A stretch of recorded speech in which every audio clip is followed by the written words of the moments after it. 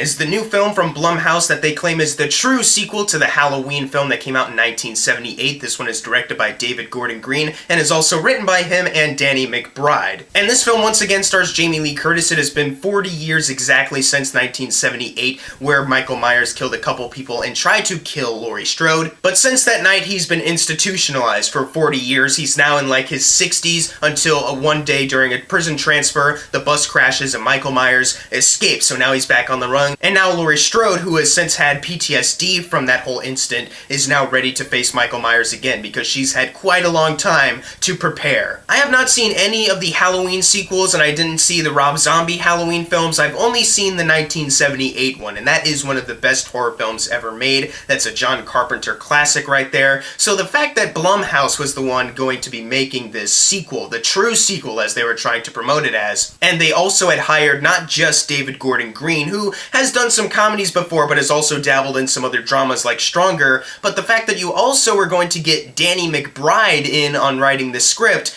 that had me very interested, to say the least. I had no idea how this film was going to turn out at that point. So really, when the trailers were coming out, I was like, okay, this looks pretty good. Like, I think they did something good here, but I just want to see the film. I just want to see how the film turns out. It was hard not to get even more excited after the fact when you found out that early buzz was pretty positive and a lot of people were really liking this film. The famous tagline that I see in all the ads now is, it's not just a great horror film, but it's a great movie in general. So of course I got more excited for that. And I walked out of this film thoroughly entertained. Now obviously, as I said earlier, I can't really compare this film to the sequels because I have not seen them. So this is just coming from a guy who's a really big fan of that first film directed by John Carpenter. And that's the first pro that I want to bring up, is that they did bring John Carpenter back to do the score for this film. And the music is phenomenal. It's easily the best part. It's got that great sound that gets you on the edge. Like, you recognize that Michael Myers in danger. It's near, it's all around you almost. And you don't really know where it's going to strike. It's a great score for a horror movie, and I'm so glad that they brought John Carpenter back to reuse certain sounds that we know of before, but also create all new sounds to fit this movie particularly. And speaking of bringing back, I also like how this movie takes certain things that you've seen from the 1978 one and kind of flips it on you a bit. So you're like, okay, you're referencing the previous film, but you're changing it so that it has brand new meaning in this one. And I really like that. Like, that's really good filmmaking on David Gordon Green's part,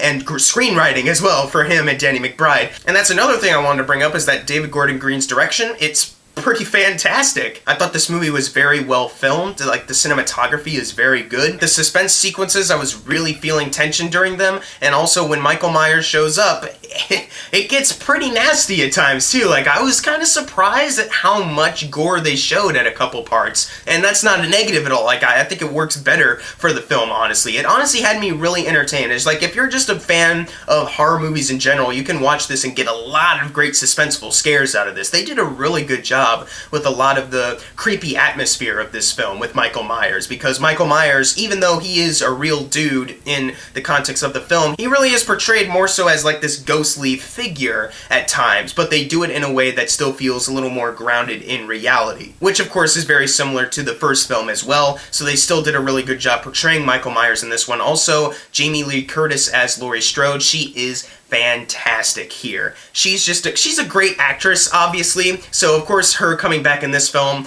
of course she'd blow it away. She's really good as this character that has changed quite drastically ever since we originally saw her in 78, and I found myself really drawn to her character, and I really wanted to see more of her, and also her complex kind of relationship with her daughter, played by Judy Greer, Karen. They kind of have a lot of damage there because Laurie Strode has spent a lot of time preparing them for if Michael Myers were to come back, and Karen has been affected by this so much. So there's an interesting little conflict there that I really wanted more of, and I kind of wanted the movie to just be about.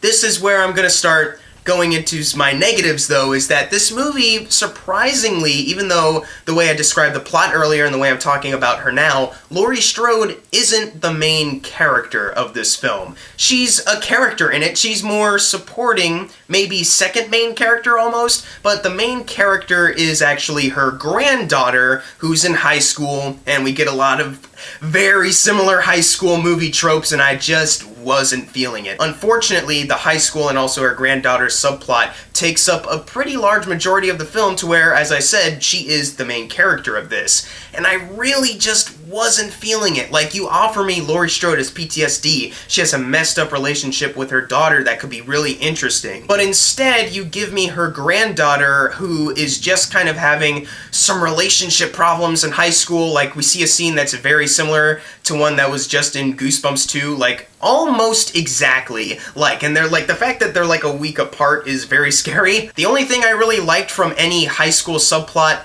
in this film is one involving a friend of Laurie Strode's granddaughter who's babysitting this one kid. You've probably seen it in the trailers, but that whole thing was great. Like, it was a great suspenseful sequence. It was a great acting moment between these two characters. And then you have this kid who's hysterical, and you can really tell that Danny McBride was really putting in a lot of comedy in that sequence. Like, the kid, when he shows up, he's really a scene stealer in this. Like, I almost wanted the whole movie to just be about him, almost. Like, as ridiculous as that might sound, because you have Jamie Lee Curtis here, and as I said earlier, I really liked what she had to offer, but this kid, man, like, it almost could have been its own movie, because he was so hysterical. They perfectly captured humor, a little bit of touching moments there with some of the acting, and also drama and suspense all in one little mini subplot. Now, I really like that. That's the only thing I can really say as far as high school characters that I really liked. The granddaughter of Laurie Strode, surprisingly, is my least favorite character in this, I guess. Honestly, I like the news reporter podcasters more than her, honestly. As you know, also, if you've seen the trailers, they don't stay in the movie too long. But honestly, I found more interest in those guys more than the granddaughter. And unfortunately, as I said, her story takes up the majority of the film, so we really don't get that much Jamie Lee Curtis, and we don't really delve much into her complex relationship with her daughter, Karen. So there's a part of me that feels a little disappointed too, because even though I liked what they did show, I feel like they could have really gone for it and showed a little bit more and tried to bring up some other stuff as well to flesh out their story a bit more. And unfortunately, it's kind of pushed aside just so we can have a high school character lead this film as to appeal to the demographic. There's also a certain choice in this film that, if it had lasted longer, could have been really interesting. They took a certain thing from the 1978 film, that's all I can really say, and they changed it up a bit, and I was like, okay, this could be really interesting. I want to see where else this goes. Of course, this change is going to impact the rest of the film, right? And unfortunately, they make a choice, and then they discard it almost immediately. And I was just like, really? That's all you were gonna do with that? That's really disappointing, and then it leads to a fantastic third act, so I can't really complain that much, since it does lead to a third act that I found really genius, and it's, honestly, it's amazing. I love it, except for the abrupt ending that I think was like, okay, maybe you could have added one more scene at the end for... I just felt like there is something else that needs to be there. Other than that, it's a fantastic third act, especially for a horror film. Like, it's some really great suspenseful stuff. They take some elements from the 78 film and kind of flip it to have a whole new meaning in the context of this one. It's great. It's fantastic. But that one storyline, I was just like, okay, now that you've kind of given me the idea of it, I can't really forget about it. Like, I kind of just want to see a whole movie like this, and unfortunately, it's gone now after, like, what, 2-3 minutes? And honestly, if they had just gotten rid of the granddaughter, if they had focused less on her, if they had focused more on these other characters that I thought were a little more interesting, then I probably would have liked it a little bit more, but unfortunately they didn't. It really does feel like they were really aiming for, hey, high schoolers out there, we want you to see this film, make it really popular, so here's some high school story elements for you.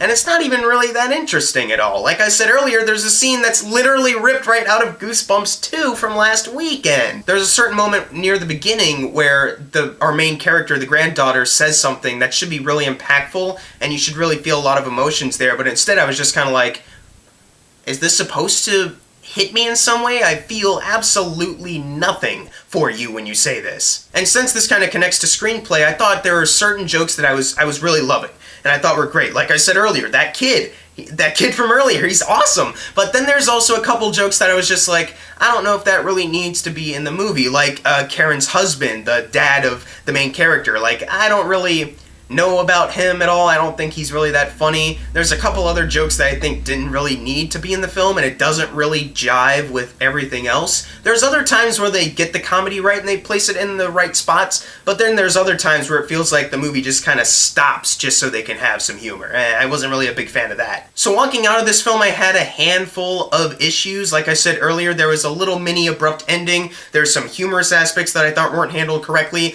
A lot of story potential that I thought wasn't really fully realized at all. But while I was also thinking of those flaws, I was also thinking about how great the score was. I was thinking about how great the scares were, and also how great Michael Myers' kills were in this. Like, Jesus Christ, I was very entertained by this. I thought Jamie Lee Curtis gave a really good performance, and I really liked her story in this film. There's a lot of great sequences that I'm not going to forget, in particular, the third act. So while it is a little disappointing that certain story aspects weren't to their potential, I did walk out of this film very entertained, at least, and it's actually a pretty decent horror movie when it comes to the filmmaking, and the suspenseful sequences, and the score, cinematography, and this movie actually does try to be better than a lot of average, terrible horror films that we get also, so I kinda do have to give this film a little bit of a pass for that. I'm gonna give Halloween a B-. This film is a very fun horror film. You can enjoy this film. I think it definitely is a good enough sequel to the original Halloween film, although I do think they could have really tapped into more with Laurie and also her daughter Karen Judy Greer. I think they really could have gone for it in that sense, and also that one choice I mentioned earlier that could have been expanded upon. Cut out the daughter of Karen and just leave it. But when it's all said and done, I can actually see myself watching this film again and still having the same amount of enjoyment. It's a fun little decent horror film that you can actually go see and have a blast with. Obviously, I think there's going to be more people walking out of it saying that it's amazing and junk, but I can only be honest. I thought there were definitely some flaws that I just couldn't really let by, but it's still fun. I had a fun time with it. But if you've seen Halloween, leave in the comments below what you thought of it, and as always, thank you guys for watching. Make sure to subscribe. I'm Jackson Fulcher. See you guys next time.